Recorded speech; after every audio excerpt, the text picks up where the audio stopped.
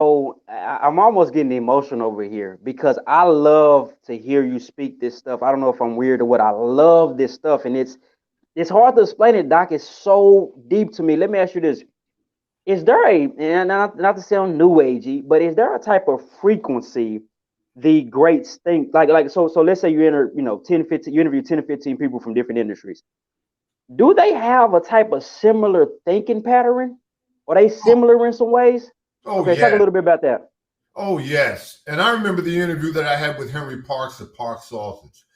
And by the time I interviewed him, I was probably year 3, 4, year 4, 5. So I had some scar tissue. I had a bunch of scar tissue in terms of my finances and the like, because after a year and a half of this, I went full time and I was living off the earnings of my wife and 3 daughters and the like, mortgage bills. And so I'm up there.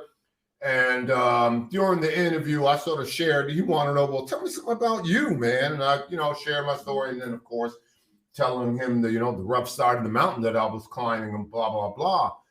And he said it all. He said, wait a minute, pump the brakes, man. Young man, here's the answer that you need.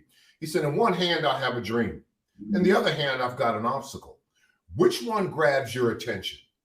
So they never talk about the size of the problems. They talk about the size of the God.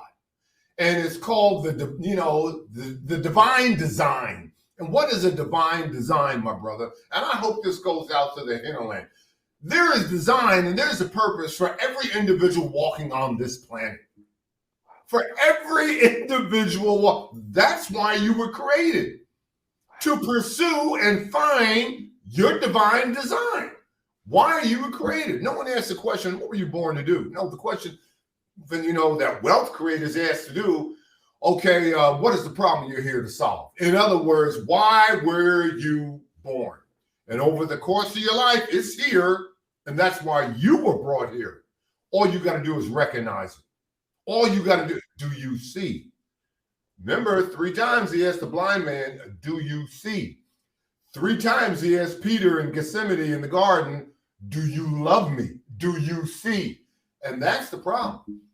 The problem is that, the obstacles and this and that and blah, blah, blah. The problem, do you see?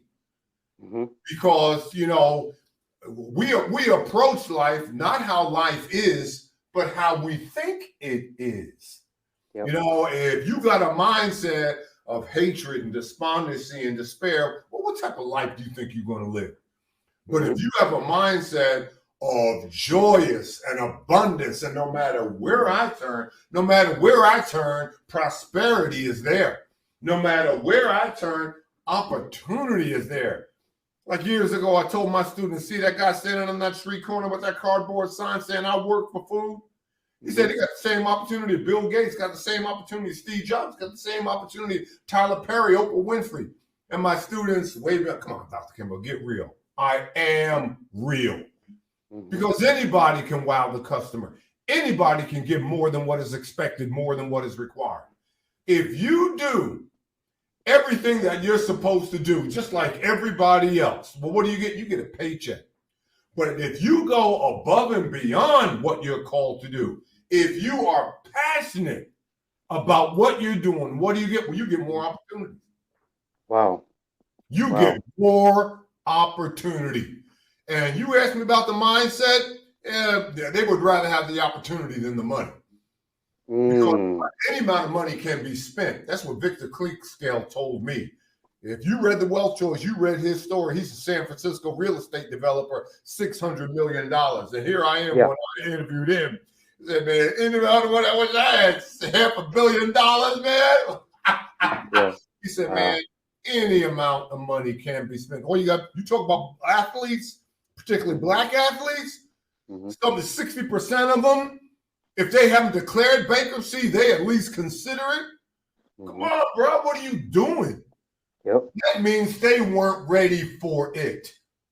That's what Jim Rohn was talking about. It's more important the becoming than the actual receiving.